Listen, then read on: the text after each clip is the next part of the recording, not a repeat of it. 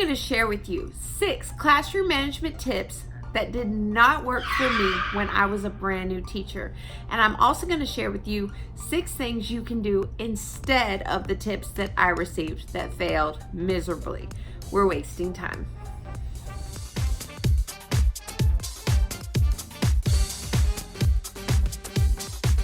Hello everyone, welcome to my channel, or welcome back to my channel. I am Allie Mack and I am a teacher, and I'm here to help you have the best school year ever. So in today's video, I'm going to share with you 6 things that I had tried as a brand new teacher that just completely did not work. You know those tips that other teachers swear by and say, oh, this works, you've got to try it? Well, didn't work for me. I do want to offer a disclaimer. These strategies and tips might have worked for me had I been a little bit more experienced as a teacher. Please stick around for the very end for a strategy that actually did work as far as getting students to complete their work. And without further ado, let's get into the video. The first strategy that did not work for me was not to teach any real content the first 3 weeks of school. It was my second official teaching job, and we were told only to teach rules and procedures. So while teaching rules and procedures, I had a lot of fluff type work for the students while we were learning these rules and procedures.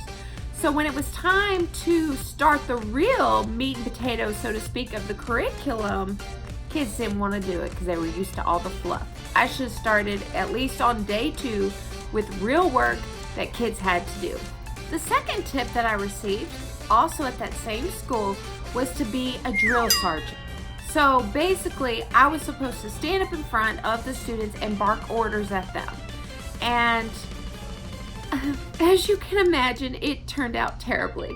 It was basically a war zone, me versus them. And in fact, this was the first time in my entire life that I felt like I had wasted my life and I had wasted all this money going to college to be a teacher, and I was now in it for life, and I hated it. Well, it wasn't the job I hated, it was how I approached it. Instead of doing this and being a drill sergeant, build those relationships with the students and let them see you as a real person. Talk to them, get to know them. Instead of getting onto them for a misbehavior, ask them why they're behaving that way. Ask them if there's anything you can do to help. And be patient with these students. They're not necessarily going to trust you when they first meet you. You've got to earn that trust. So be patient with them, be kind, and they will see over time that you really do care about them. That will make a difference, not being a drill sergeant. The third tip that I received that did not work for me was to allow middle schoolers to pick their seats. This was chaos, because let me tell you what happened. I let them pick their seats, and then when I decided to rearrange the furniture and rearrange the seats, they got really mad, and they vocalized how mad they were about the seat change. So basically, every time I rearranged the seats, I had to deal with kids arguing and yelling at me. Now, I do realize that some teachers don't have to deal with this, but I have noticed that if I start with assigned seats, it's never really an issue later. But if it is an issue, after school detention for disrespect. Yep. The next tip that I received is if a student acts up, write their name on the board. You guys remember this. I know that when I was in school, teachers did this, and whenever a kid got their name written on the board, it was like, ooh, everybody was scared and they were quiet. But obviously this generation's a little different.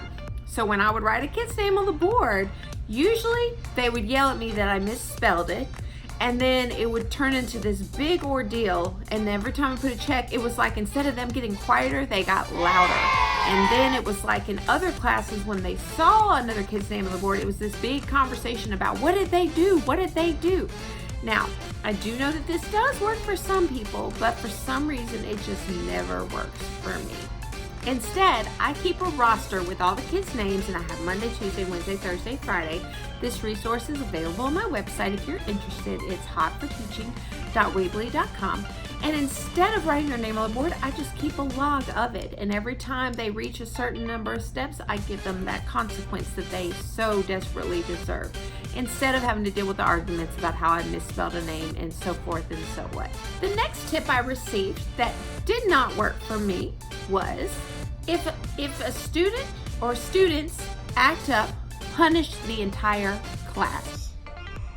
Oh, no ma'am, no sir.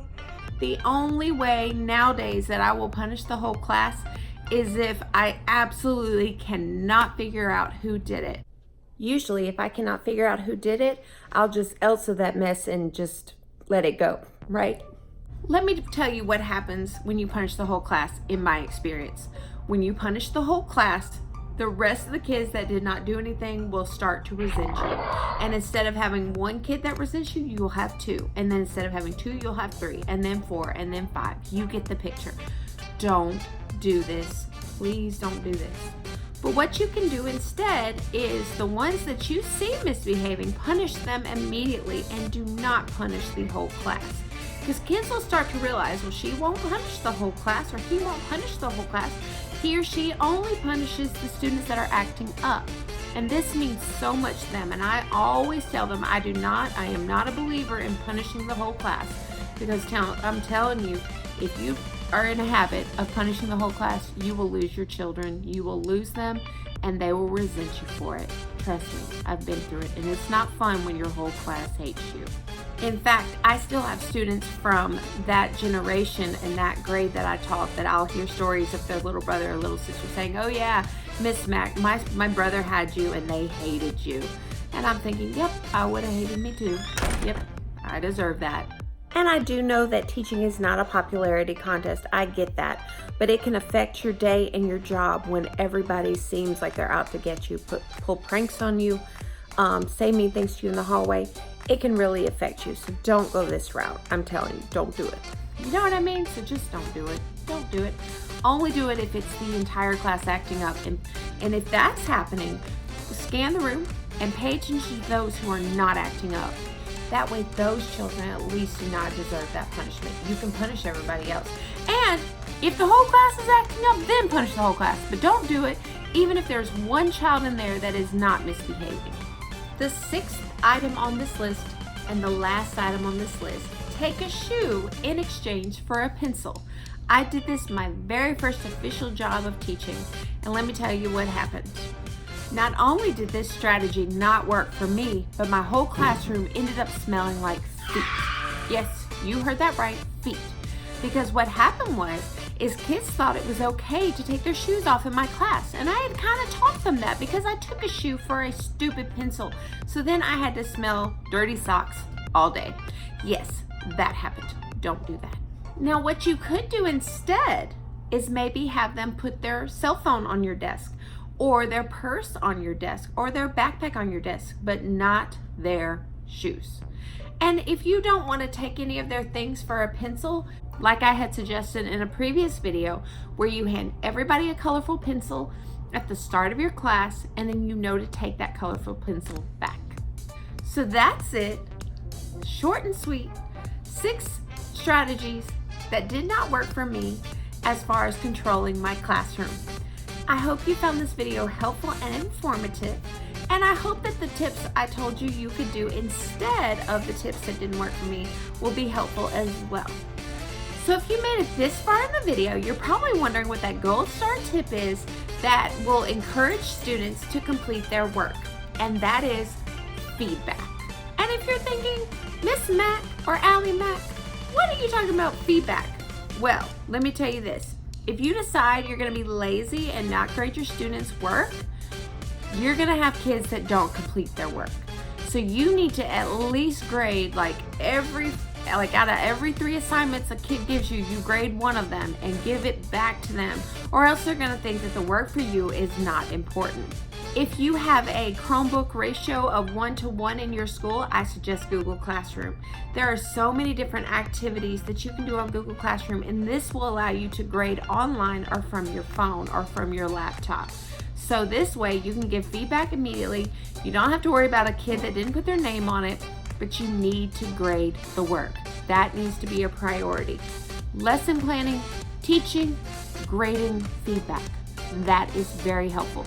Because think about when you went to school. If no one told you what you did wrong and how you could improve it, wouldn't it take you a little bit longer to improve? I'm telling you, you start getting those papers back with feedback, they're going to start working harder for you. Thank you guys so much for watching. Please like, share, and subscribe. And I will see you in my next video. You all have an amazing day.